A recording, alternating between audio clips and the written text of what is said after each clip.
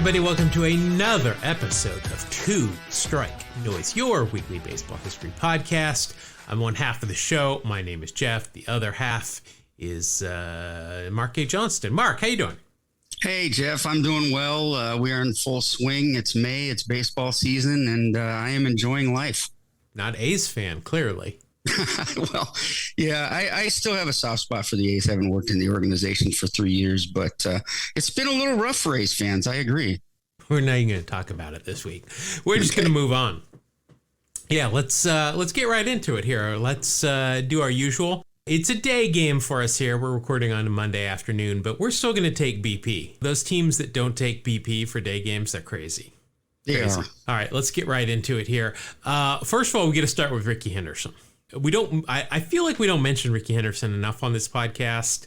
No, I agree. Yeah. So first of all, somebody, I think it was our friend Mitch, sent us a screenshot of a baseball Jeopardy question, which was funny because I just saw a Jeopardy thing and I assumed it was going to be what I had seen and wanted to talk about here. But it was something different, by the way. They're just going baseball crazy on Jeopardy. But there was a Rickey Henderson question on Jeopardy last week. Very nice. Yeah. So the answer was, born in 1958, baseball legend Rickey Henderson was named after this teen idol pop singer of the day. Nice. Who would it be after? Who would it be? I'm guessing Rickey Nelson. Oh, very good. Yeah. I didn't see the show either. I mean, I know that just because I know Rickey Henderson, but I couldn't tell you anything about Rickey Nelson. Other than he was a singer. Garden Party song. I mean, I've seen Rickey's full name. A lot of times I see a Nelson in there. I also see a Lee and a Henley, which Henley I think was his father's name. There's a lot of names in there. Nelson I see in there. Sometimes I see a Rickey Lee Henley Nelson. No kidding. Yeah. So there you go. Congratulations, though. I was going to wait and see if I was going to give you a little bit of time, but you did it. Well, some things are in the forefront of my mind, and apparently Rickey Nelson is. I don't know why. Only the important stuff. Just every episode of the Brady Bunch in Gilligan's Island. Well, speaking of Rickey Henderson, of course, Rickey was a left-handed thrower, right-handed batter, which there are not a lot of them. There are not. Throughout the history, let alone now. But obviously, Rickey is, I think, the best known left thrower, right-handed batter. I got another one for you, though, that I never knew about. Okay. Eddie Gaedel.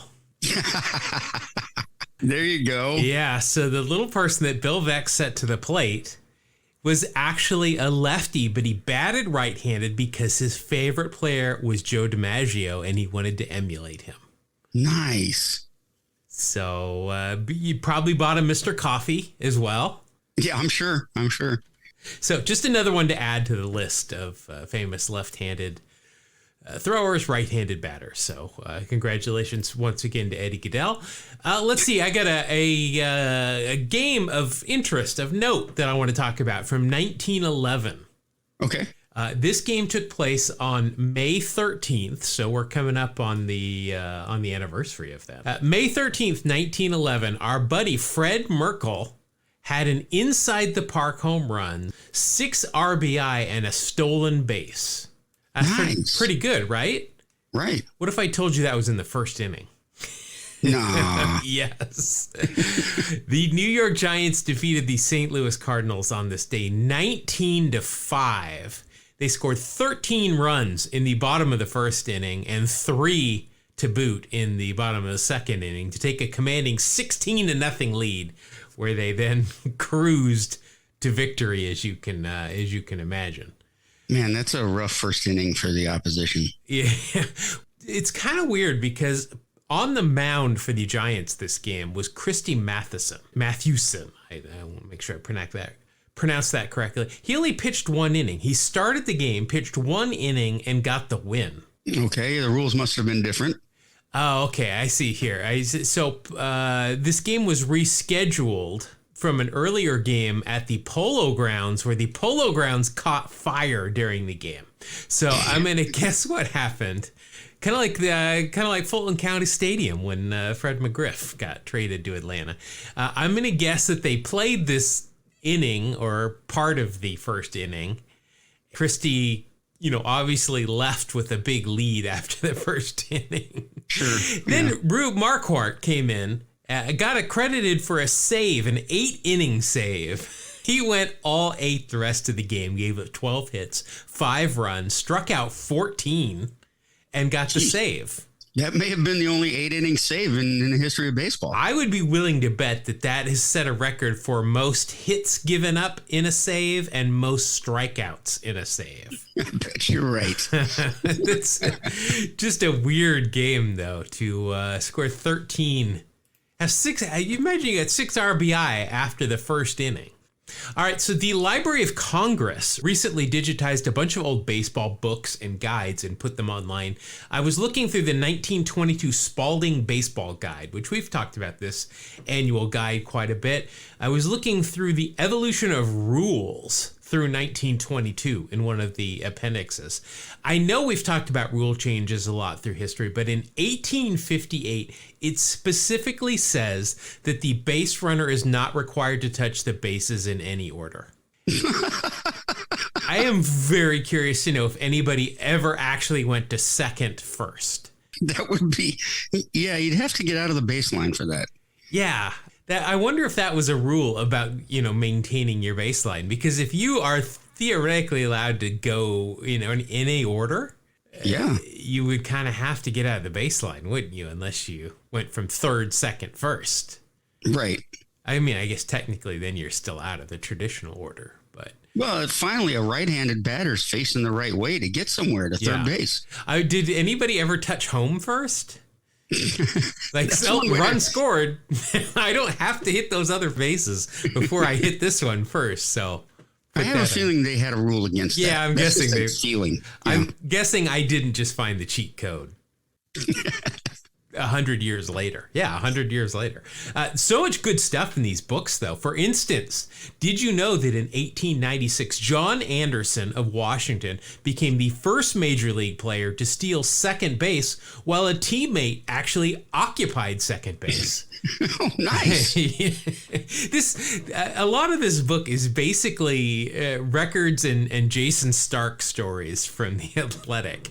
I mean, there is some weird stuff in here. There's even a list of immaculate innings pitched in the previous season of 1919. Wow. I also said that the first immaculate inning, and of course it wasn't called an immaculate inning at that point, was thrown by John Clarkson of the Boston Bean Eaters against the Philadelphia Quakers on June 4th, 1889. Wow. It first recorded what did you call it? The immaculate inning. Yeah, the immaculate inning. So 9 pitches to strike out the side. Obviously, like I said, didn't call it the immaculate inning, but they made note of it, knowing that it was an uncommon occurrence. Yeah. So as far as we know, 1889 is the first immaculate inning in baseball history. For something that like nobody had ever heard of until like 5 years ago. Right. At least it wasn't popular in the baseball lexicon, I guess. Right.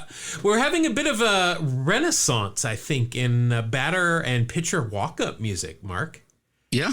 Yeah, I have been very pleasantly surprised at some of the music that I hear as people are taking the mound or walking up to the plate. First of all, we got 2 guys, a pitcher and a position player, using Welcome to the Jungle.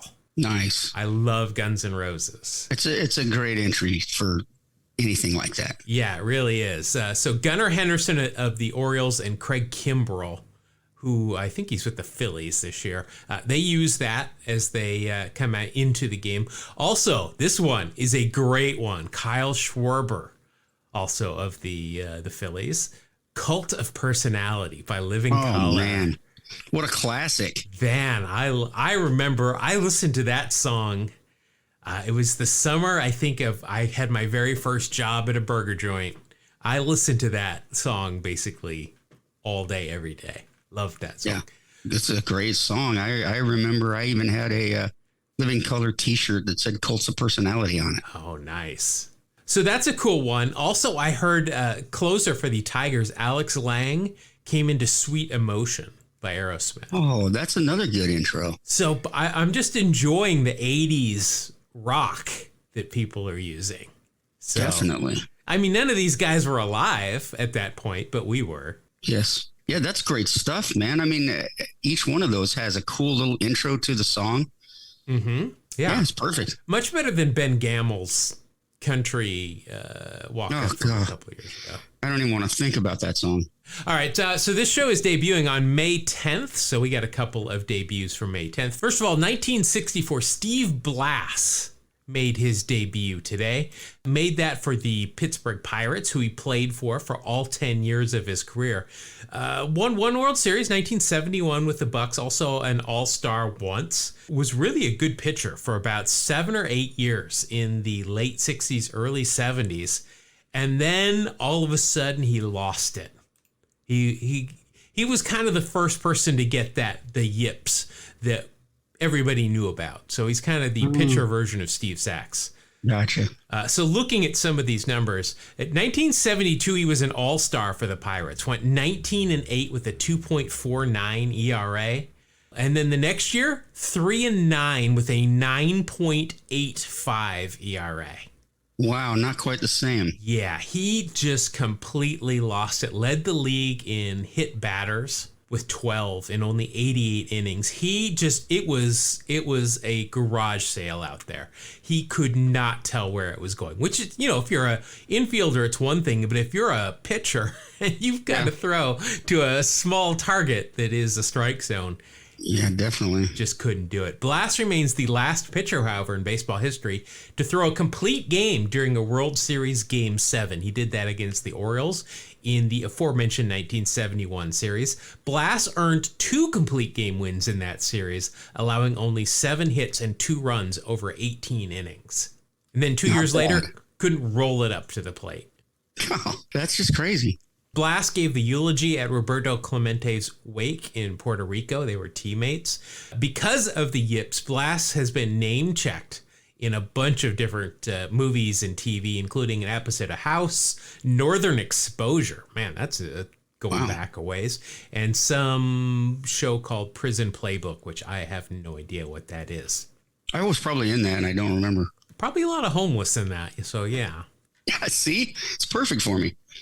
By the way, remember last week when we talked about prisoners playing baseball in Wyoming, and I talked about that one guy named Parrott who, as far as I could tell, was not related to Jeff Parrott?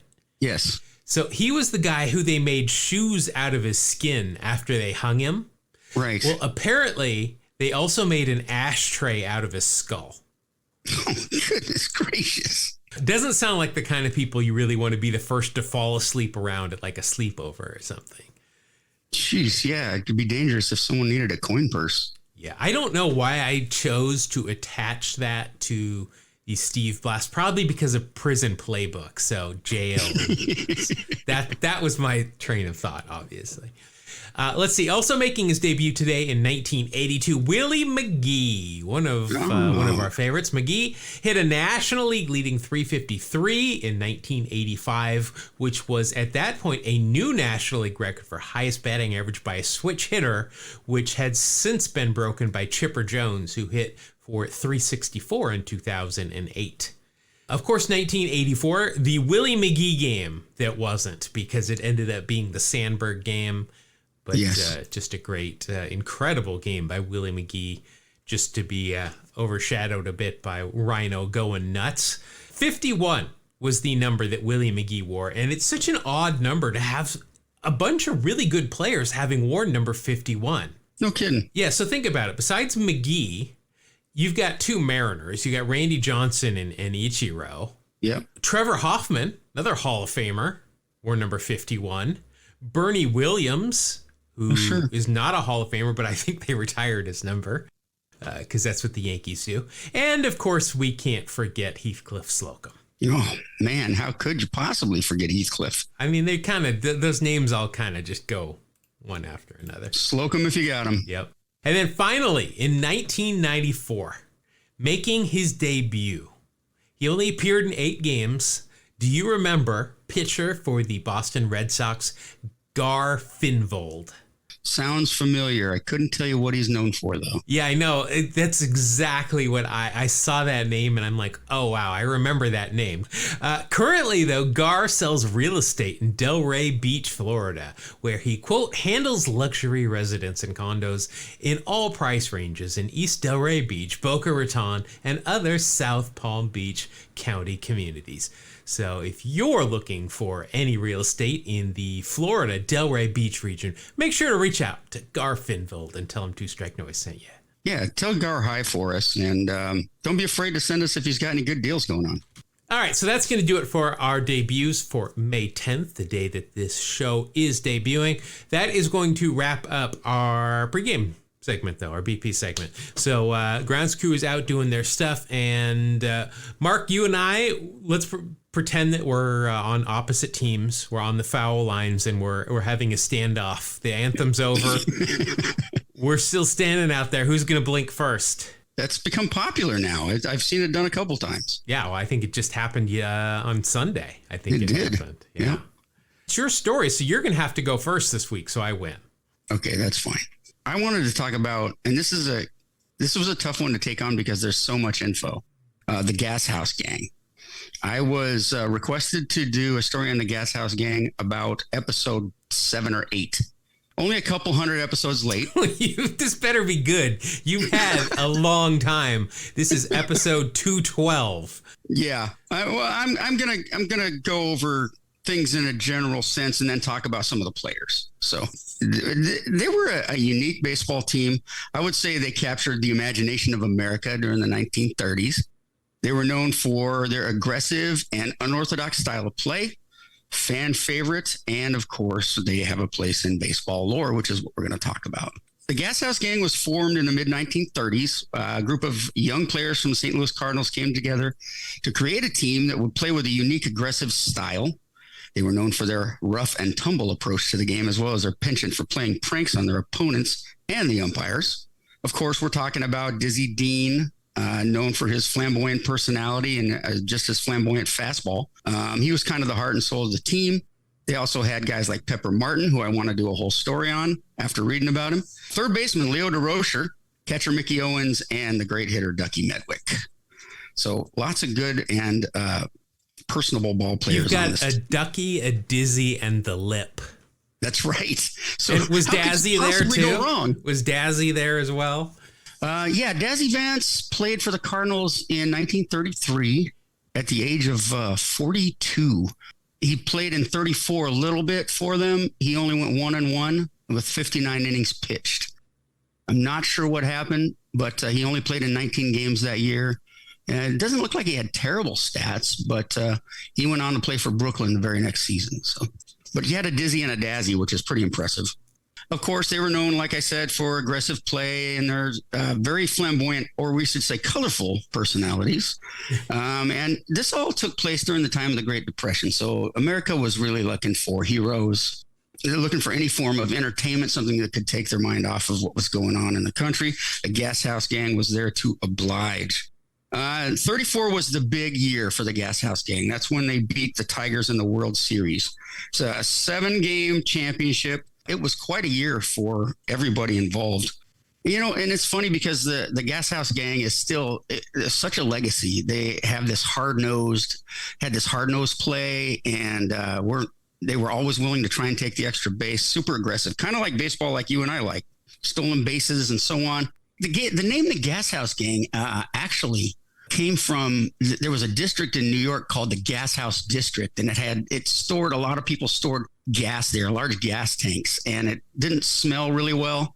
And one paper I read said that the neighborhood was filled with drunks and unruly of people, along with plenty of vagrants. The New York sports writers named them the Gashouse Gang because they weren't known for cleaning their uniforms all that much. They didn't always smell the best. Some didn't bathe.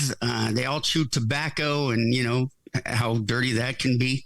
And so they were just seen as these vagrant weirdo baseball players. The New York sports writers named them the Gashouse Gang. It was supposed to be something that was an insult, but they just took heart to it, and they rather enjoyed it.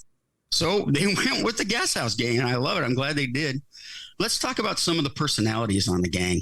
I love Leo DeRocher because he's a quote machine. You know how I do with a lot of quotes. I love good quotes. Leo was a third baseman. He was known for arguing with the umpires and having a fiery temper. Leo said once, "I never question the integrity of an umpire. Their eyesight, yes." So I really like that. A couple more Leo quotes of course, he said, "Show me a good loser and I'll show you an idiot," which is something I like to live for. Another one, great one. "God watches over drunks and third basemen, and sometimes it's a combo." Of course, nice guys finish last. That's a Leo DeRocher statement. He said, "If you don't win, you're going to be fired. If you do win, you've only put off the day you're going to be fired." So classic summary of a ball player's life right there. Pepper Martin. Pepper Martin was super aggressive and super defensively, a total fan favorite.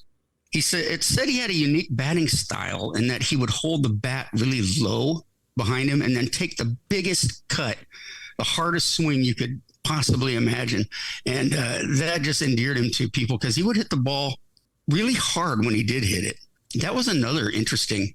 Pepper Martin, I want to do a whole show on because there's a lot of interesting stuff. So I stayed away from too much detail about him because I really want to talk about him as an interesting character. He was perfect for the Gashouse Gang.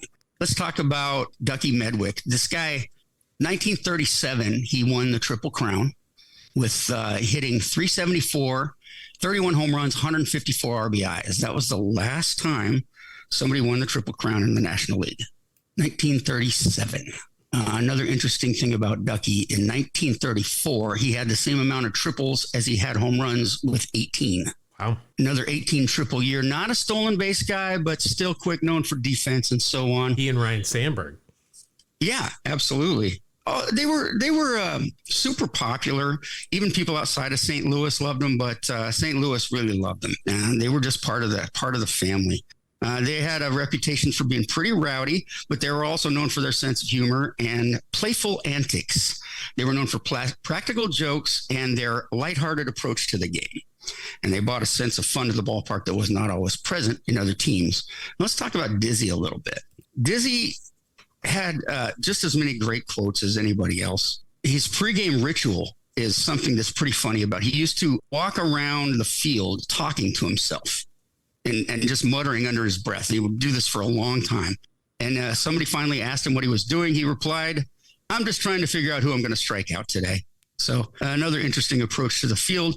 Practical jokes. He once snuck into the opposing team's locker room and filled their shoes with shaving cream. Now, that's a joke. That's something I would love to pull off, even though I don't have enough shaving cream to try it today. I might put some in my wife's shoes just to see how she reacts. You do that. I thought you were going to say you like brought a herd of cattle into the visiting clubhouse or something.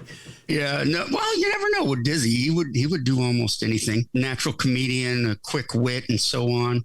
Dizzy's career was cut short by a pretty awful injury. It actually happened in the 37 All-Star game. He was hit in the toe by a line drive, and it messed his toe up and his foot up so bad, he actually had to adjust his pitching motion. And you know as well as I do, that's just not an easy thing to do. And his career ended just a little bit later, a little bit after that. But he still remains a beloved figure in the world of baseball and in St. Louis. This team was a bunch of personalities that all got together and ended up making an amazing team. So in summary, the Gashouse Gang is remembered as one of the most iconic teams in the history of baseball. They're a group of misfits and outcasts who came together to form a team that was greater than the sum of its parts. I really liked that. I wrote that myself, and I was very proud of it. Presenting for your consideration. For your consideration. Exactly. So that's pretty much the Gashouse Gang. You want to talk about anything specific about them?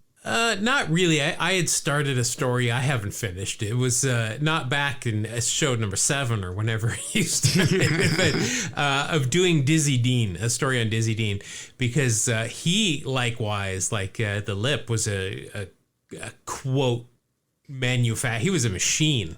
And he went up into the booth after his playing days and did an incredible. I mean, there's so many stories. My favorite quote ever from Dizzy Dean because and I kind of relate it to Rickey Henderson, is it's not bragging if you can back it up. That's probably his most famous quote. Yeah. Yep. So, it ain't bragging if you can do it. That's as a Rickey Henderson guy, that's the one I always fall back on. I got a few other great Dizzy Dean quotes after he took a shot to the head.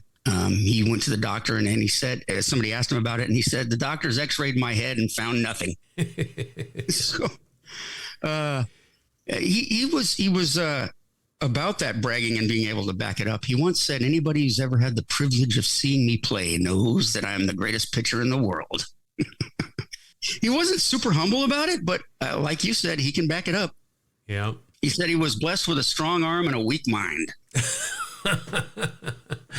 Wow, he got one of two. I got none. I don't have either. But Dizzy would be a great person just to do an entire story on. I mean, I touched on him a little bit. Same with Pepper Martin. These guys all have such big personalities. They deserve their own shows. But I just wanted to talk a little bit about each of them and kind of get it out there and get this weight off my shoulders of having to do a story on the Gashouse Gang. Did anybody on the Gashouse Gang not have a nickname?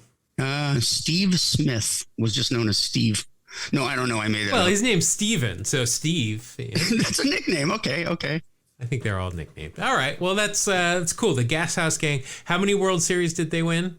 They won 3 World Series. You just there's no specific era, but it was around, early 30s. And they won 3 World Series, the big one, and of course 34 against the Detroit Tigers, which went 7 whole games and was quite the feisty battle. If they were named after the Gas House District or whatever that is thought to be dirty and a little bit questionable, what would like the early 90s Philadelphia Phillies, what would they be named after? I don't know. Do you have any suggestions? I don't really, but teams in the future, they could be named just Lenny Dykstra. And that would also... How about Skid Row? Oh, that's already a band. Oh, yeah. Sebastian Bach. That's right. See, that's another... Somebody needs to use Skid Row as a walk-up. 18 Absolutely. In life or... All right. Well, great. Thank you very much. Quick history of the Gashouse Gang, St. Louis. Now, they don't even need gimmicks like that. They've got Lars Nootbaar. So, absolutely. Although they're awful. Although at the time of this recording, I believe they have 3 more wins than the A's. Ooh, they're bad. That is rough. Yeah, and I had a Nootbaar story that I'm just holding off to use for next week.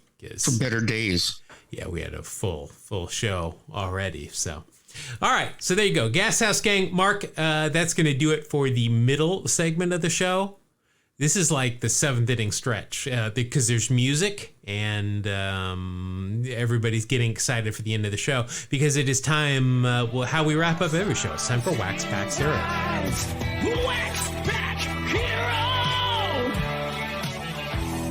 Gonna pull a Wax Pack Hero! Stars in his eyes. Hero! On the podcast tonight. All right, so if you are new here and don't know how Wax Packs Heroes work, we're going to give you the rundown here, where we're each going to open up a pack of baseball cards, generally from the 80s and 90s. We're going to take the year of the card. We're going to use the baseball reference WAR for the player on the card. We're going to add those up and see who has the most at the end. But there's a couple of things that are going to add or subtract some points to that. If there's anything on the player's face, that means a mustache, glasses, good sideburns, get an extra 1/10 of a point of that. If they're wearing real stirrups where we can see their sanitary socks, that's cool. That's an extra 1/10 of a point. But if they are wearing the 2-in-1s, that is a minus a 1/10 of a point. Any awards won by the player for the year of the card, that means Rookie of the Year, Cy Young, MVP, All-Star, or Gold Glove, that's a 1/2 a point each of those. If there's a Hall of Famer on the card, whether they're the focus of the card or not, that's a whole extra point of WAR. If Rickey Henderson shows up in either my pack or Mark's pack, I get 5 points of WAR regardless.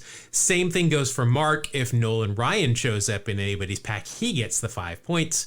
If the player was suspended during their playing days or mentioned in the Mitchell report, that is a minus a 1/2 a point of WAR. any easily found pop culture references, that is a half a point for that. Unless they appeared on Sabrina the Teenage Witch, The Simpsons, or Seinfeld, then you get a whole extra point.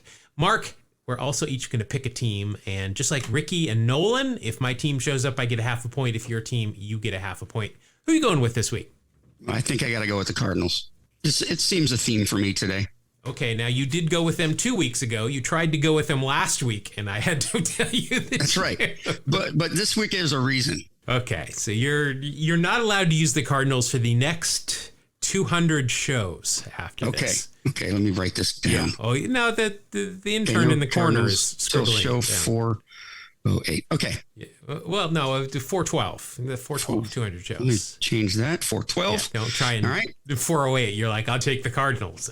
No, you won't. You can't be doing that. No. All right. Let's see. Let's stay in the state. I'm gonna take the Kansas City. I was about to call them the football team, but I'm gonna take the Royals. All right. Yeah, it's a rematch of the '85 World Series right here.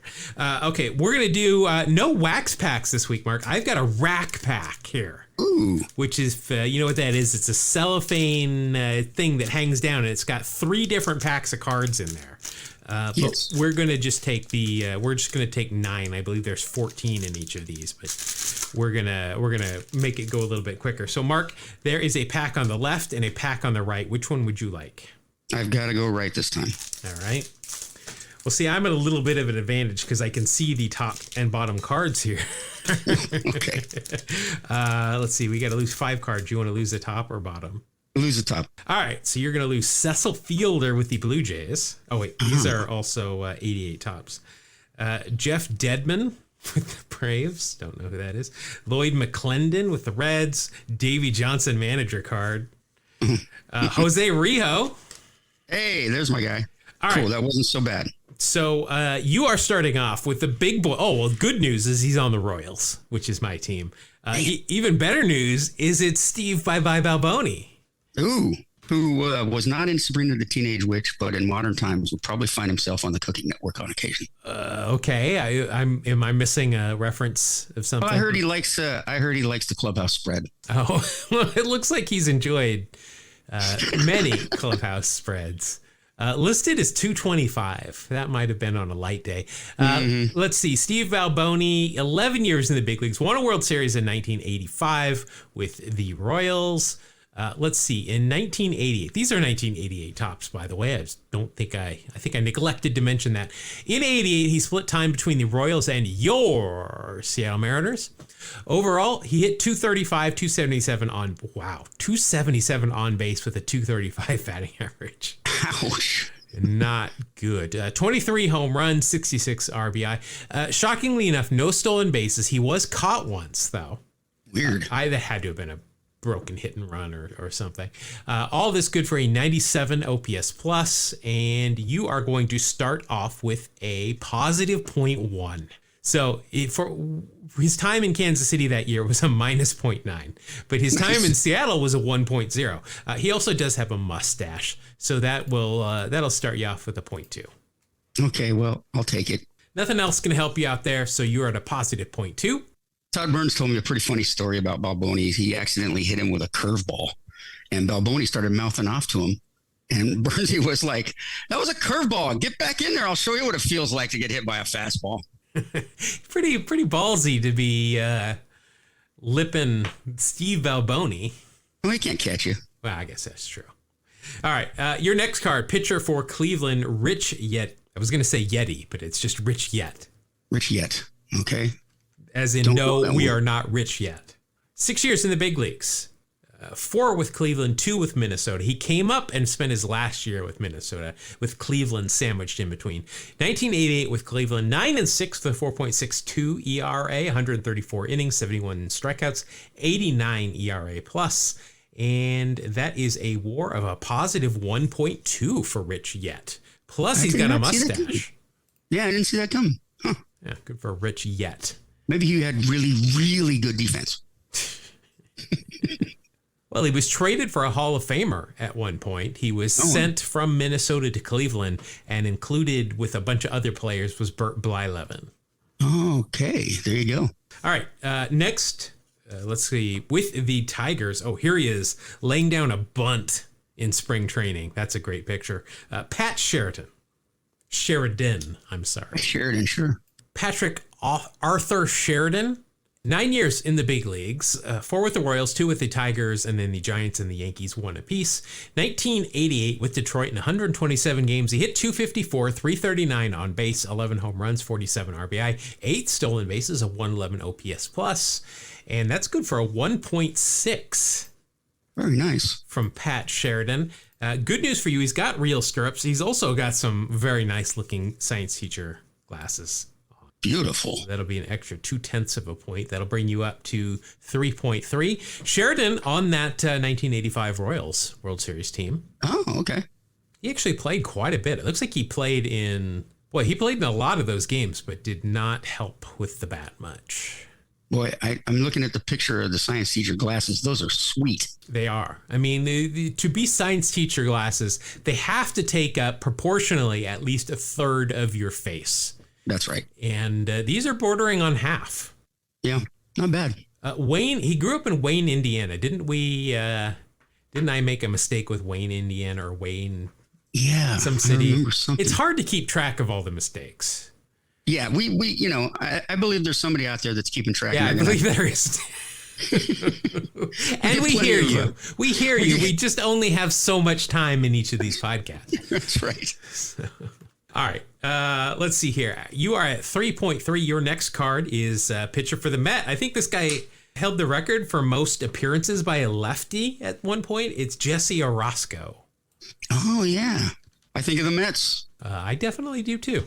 Jesse Orosco. Played for a lot of teams. He did. Well, he played for 24 years. So, and it says here, according to this, he still has the record for most games.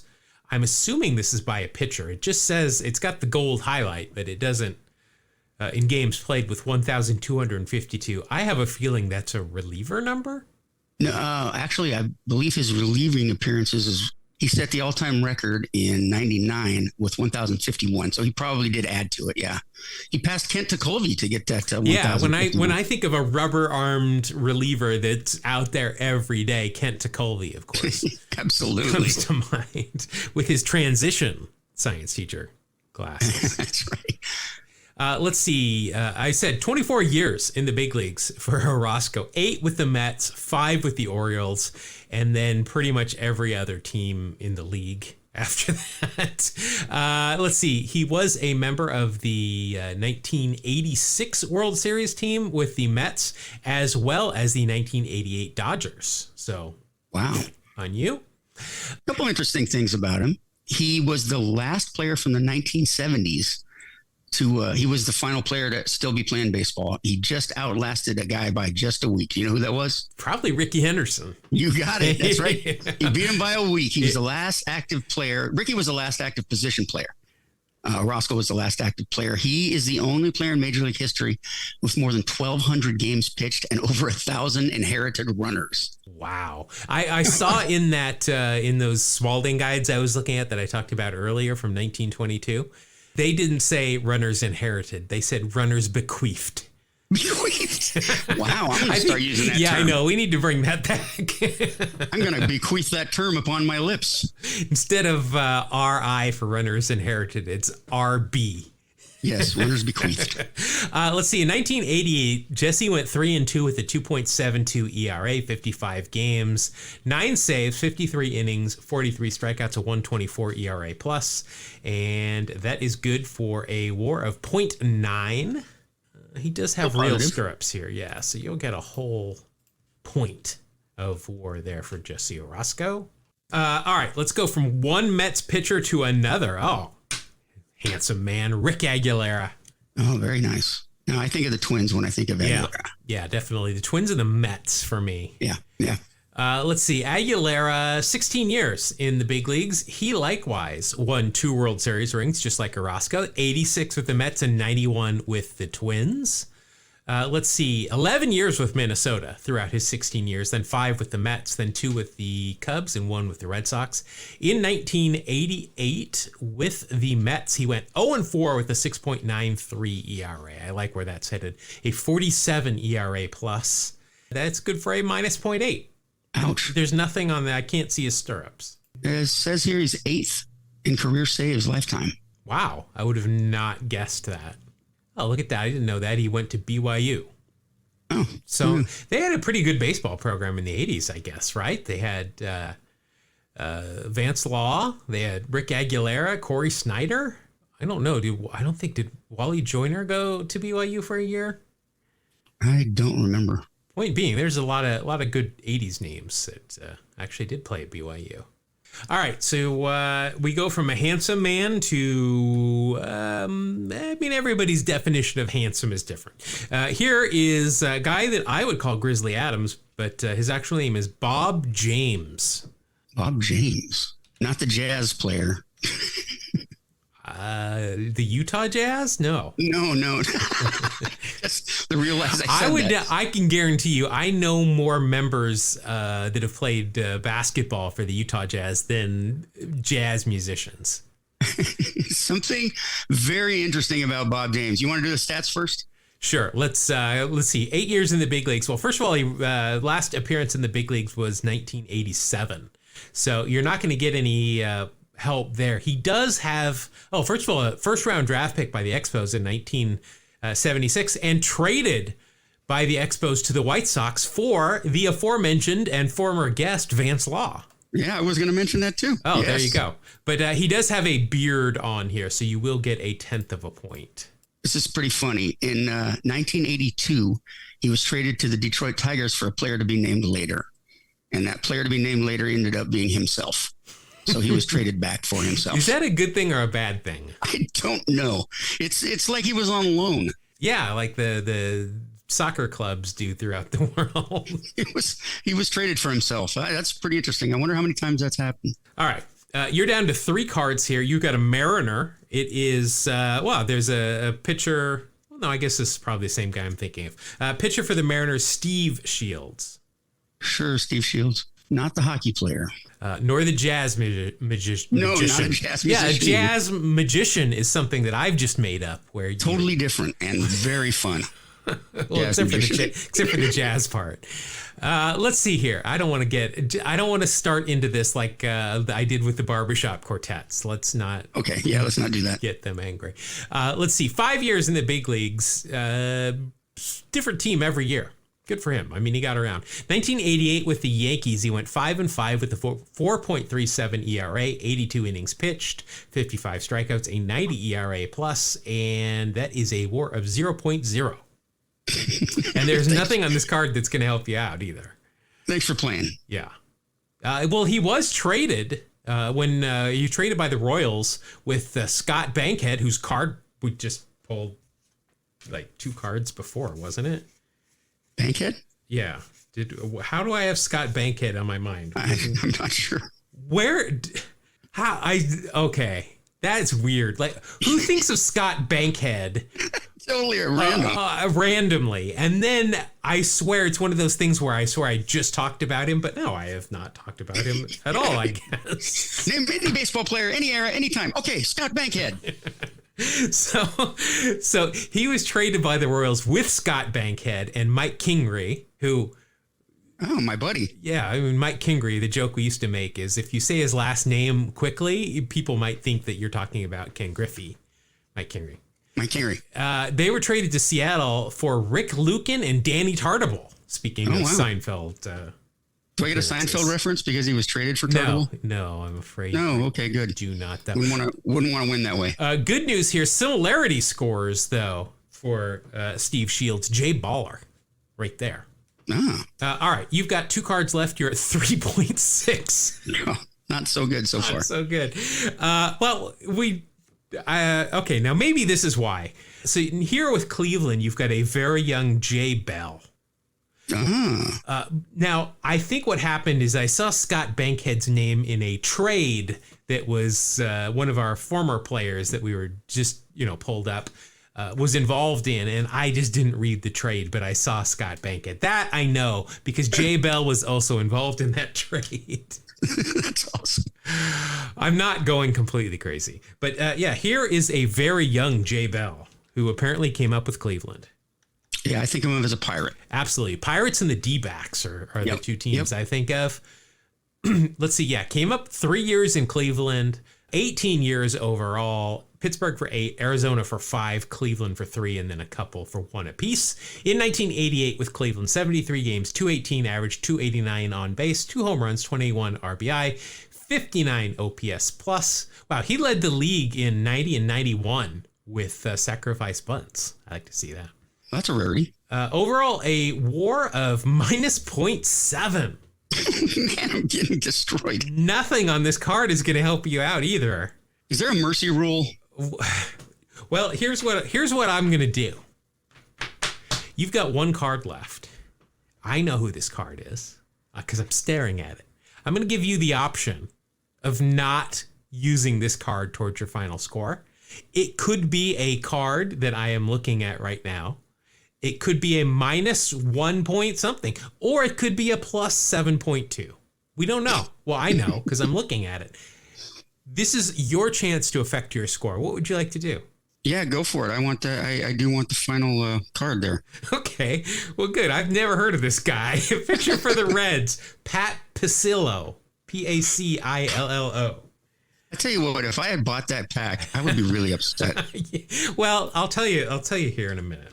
Because remember, this is a rack pack, so you can see the top 3 players on each Right. pack. And I told you that there was 14 in each of these. So you had the option of choosing the first 5 or the last 5 to get rid of. And you chose the top 5, of which included in that top 5 was Cecil Fielder, Jose Rijo, and Davey Johnson, which wouldn't have gotten you anything. Well, Davey Johnson would have gotten you the mustache money. But Yeah, that's true. let's see. Pat Pacillo played in the big leagues for 2 years, both of them with Cincinnati as a pitcher.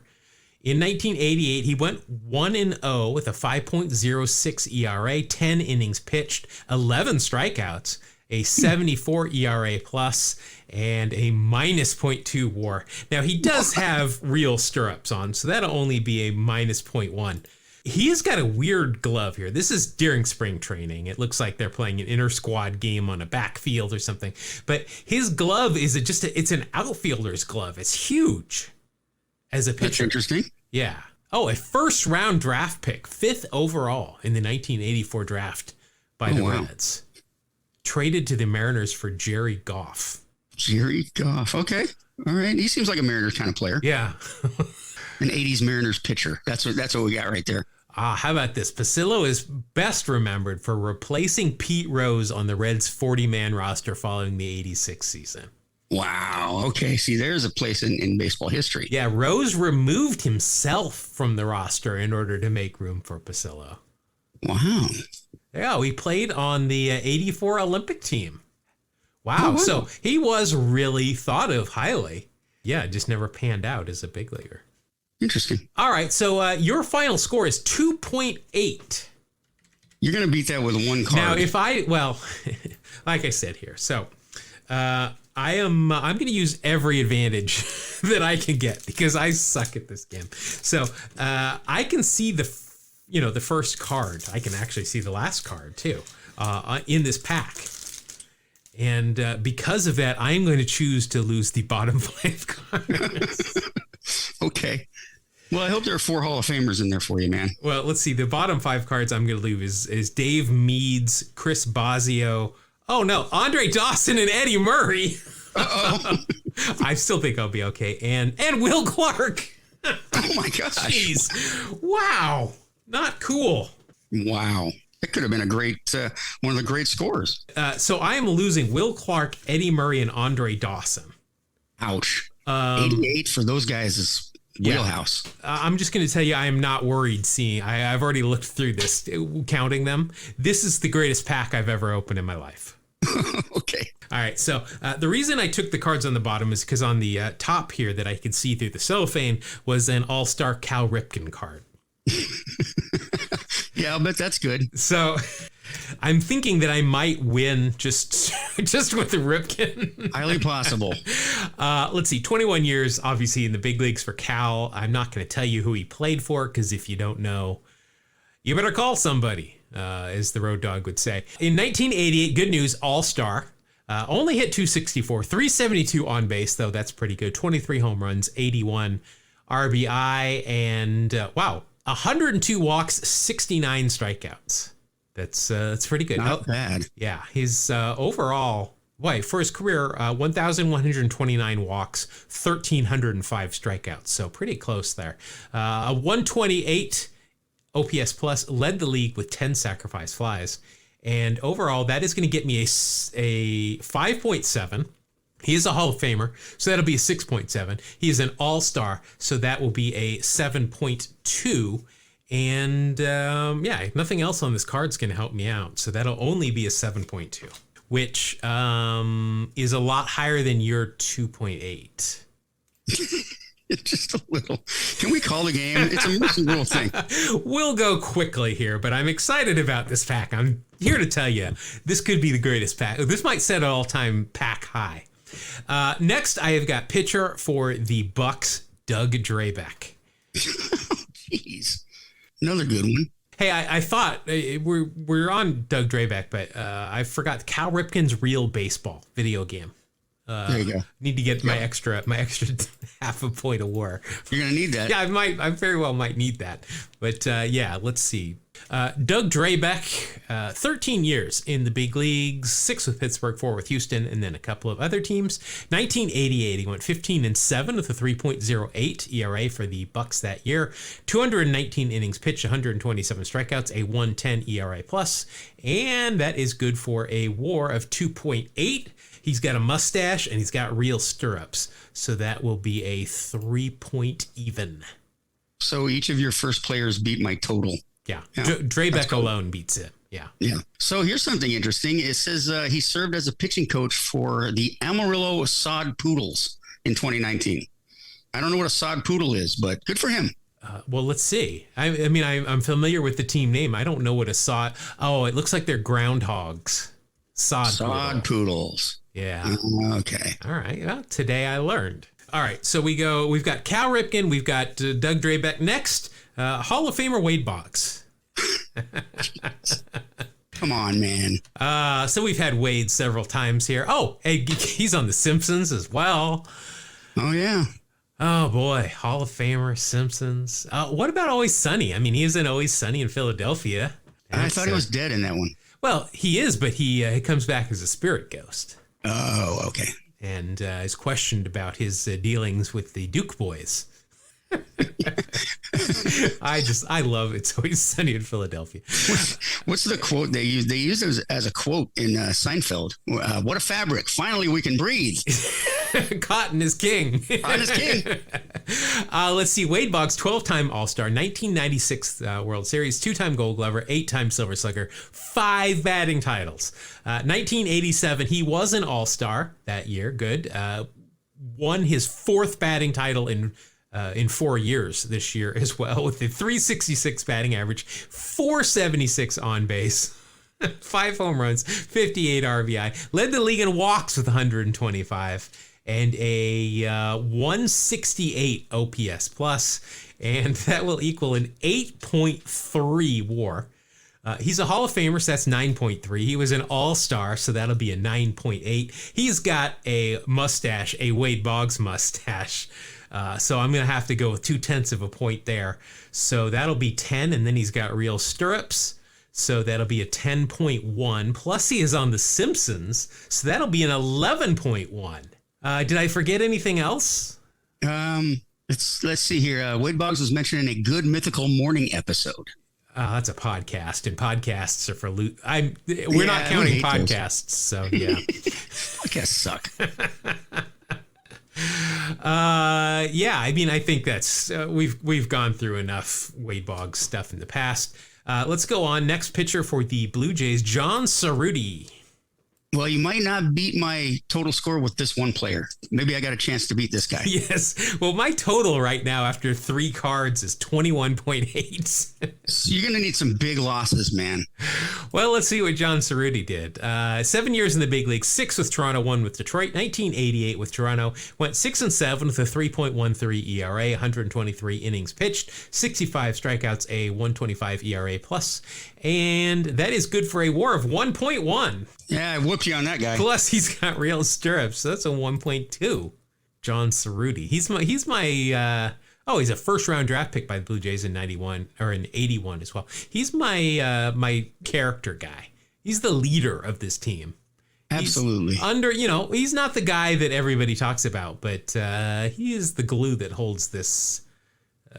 He holds this team together. Even though, unfortunately, it does look like he passed away in 2004. Yes. He was known for his exemplary character, goodwill, and sportsmanship. See? Yeah. There you go. You were right. All right. Next, we have got a rated rookie. Oh, too bad we don't have the old rules because he's got an Expos batting helmet on. So it's that pinwheel, red, white, and blue, and it's got 2 ear flaps. It is a guy we've talked about. His mom played professional baseball. It is Casey Candell. Did I get that right? Yep. That's right. His mom was a professional ball player. Casey Candell, 9 years in the big leagues. Houston for 8, Montreal for 3, Cleveland for 2. In 1988, he split time between Montreal and Houston. Overall, hit 170, a 228 on base. No home runs, 5 RBI, a 33 OPS plus, and still only good for a minus 0.3 WAR. He does have real stirrups on, so that'll only be a minus 0.2. But Casey Candell kind of dragging us down. Yeah, he belonged on my team this time. He really did. That's right. He got 37 points from Wade Boggs. So. He's nicknamed Mighty Might for his aggressive play despite his diminutive size. Oh, yes. I like diminutive size guys. I'm one. Let's see, what do they consider diminutive? 5'9". Is that what? It was 5'9", 160 pounds. All right. Yeah, I'll go. That's diminutive enough. All right. I'm not 160 pounds, bro. Well, no, I was talking about him. Next, we've got pitcher for Cleveland, Greg Swindell. Oh, man, another good one. Let's see. Greg Swindell played for 17 years in the big league. 7 with Cleveland, 4 with Arizona and Houston, 2 with Minnesota, and then 1 for Boston and Cincinnati. In 1988 for Cleveland, he went 13-6 with a 3.37 ERA, 184 innings pitched, 129. That's the number of strikeouts is what I'm getting at, and a 118 ERA plus, and that is good for a WAR of 5.9. Oh, jeez. He does have real stirrups on as well, so that'll just be an even 6.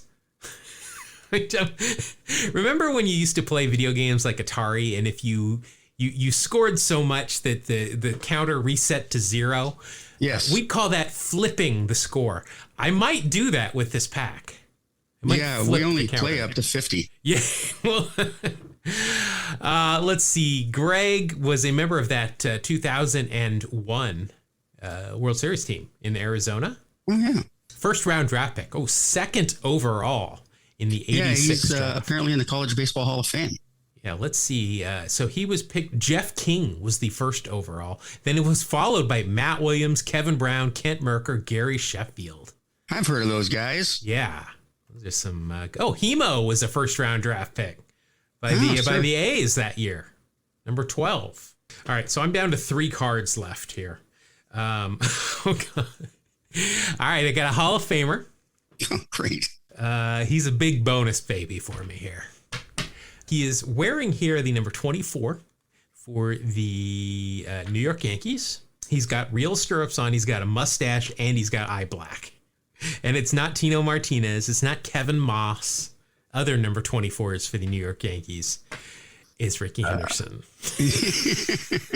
Okay. You know what? I'm going to sign off. You finish the show. Well, let's see if I can break 50. I'm very curious. This has got to be a high score. Of course, Hall of Famer, league MVP in 1990, 10-time All-Star, 2 World Series, 1 with Oakland, 1 with Toronto, won a Gold Glove, couple of Silver Sluggers, and in 1989 was the ALCS MVP. Overall, 25 years in baseball, 14 with Oakland, and then other teams. just the rest of the league. 1988 was his final year in New York. It was okay. He had 305, 394 on base. I'm sure Lou Piniella was still saying he was jaking it. Stole 93 bases, 6 home runs, 50 RBI, 82 walks, only struck out 54 times. That's very nice. Well, you know, we talk about the strikeout to walk ratio. For his career, Rickey struck out 1,694 times. He walked 2,190. Impressive. So very impressive. That is some good numbers. He was an all-star this year as well. So let's get to the big numbers here. A 6.3 WAR. He was an all-star, so that's 6.8. He's a Hall of Famer, so that is 7.8. He is Rickey Henderson, so that is 12.8. Then the stirrups, the eye black, and the mustache will be a 13.1. Let's see. I mean, he was in a Rolaids commercial. He is in the Pepsi commercials. I think we can give him the half a point for pop culture. Absolutely. There's a rapper named Rickey Henderson. So I think he is clearly worthy of that. So that will bump my score up to 42.4 with 2 cards left. We've had a position player in pitching for the last. I think the bat boy is throwing at this point. So we'll get through this one quickly here with Atlanta. Ken Oberkfell. Ken Oberkfell, one of those guys that if you grew up a WTBS watcher, you know Ken Oberkfell. Not some great teams he played for, but I'm sure you know about him. Boy, and there is just a dearth of Ken Oberkfell baseball memorabilia for sale on eBay. Let's see. Member of the Cardinals in 1982 when they won the World Series. In his 16 years in baseball, 8 with St. Louis, 5 with Atlanta, and then a bunch of other teams. 1988, he split it between Atlanta and Pittsburgh. Overall, a 271 average, 321 on base, 3 home runs, 42 RBI, a 92 OPS plus, and that will be good for a WAR of -0.2, but he has got a mustache and eye black, so it'll be a wash. You broke even. Well, that's good. I'm looking to set a record here. So my final card. Now, this is hilarious who this is, because we have mentioned him in the last 2 episodes, and I don't think he gets mentioned a whole lot. Okay. Pitcher for the Expos, Jeff Parrott. I've talked about him. That's weird. He pitched for your Athletics at some point. Yes, he certainly did. Let's see. Jeff Parrott, 10 years in the big leagues, 3 with the Phillies, 3 with the Expos, a bunch of other teams, including the Oakland Athletics. In 1988 for Montreal, wow, 12-4 with a 2.65 ERA, 91 innings pitched, 62 strikeouts, a 136 ERA plus, and that is good for a WAR of 1.6. He's got a mustache and he's got real stirrups, so that'll be a 1.8. He is not wearing shoes made out of his relative's skin, which is a plus, I think. Let's see. I don't think you're going to find him in much pop culture. No, nothing that I see there. So I will end up with a 44.2. That's a pretty good score, I think. Let's crunch the numbers here. 44.2, and you had a 2.8. Yeah, that was not bad, right? Wow. That think was a trouncing, an official trouncing. Yeah, I mean, that's clearly, I think, the best pack we have ever opened here. Let's see, just going through it here. I had 5 Hall of Famers, including Doug Drabeck and Will Clark on the side. Yeah, it's tough to beat that. That's how you get 44.2.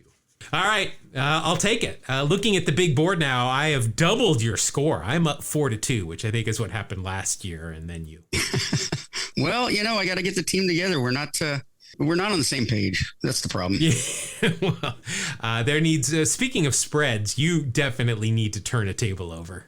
We're gonna have a team meeting. Yeah. Wow. All right. So that'll do it for this episode of Waxbacks Heroes. That's also going to wrap up this whole darn podcast. So thank you for listening once again. If you want to get more of us, at Two Strike Noise, TWO Strike Noise, just about anywhere. Just put it into a search engine and it'll pull up a whole bunch of stuff for you, including possibly a Gmail email address. Yes, well, you do have one of those, I believe. It is twostrikenoise@gmail.com. Short and sweet. All right. That'll do it for this episode. Thank you all again. We will see you again next time when we kick out another one of these episodes that we call Two Strike Noise. Thank you. Thank you. God bless you. Have a great day.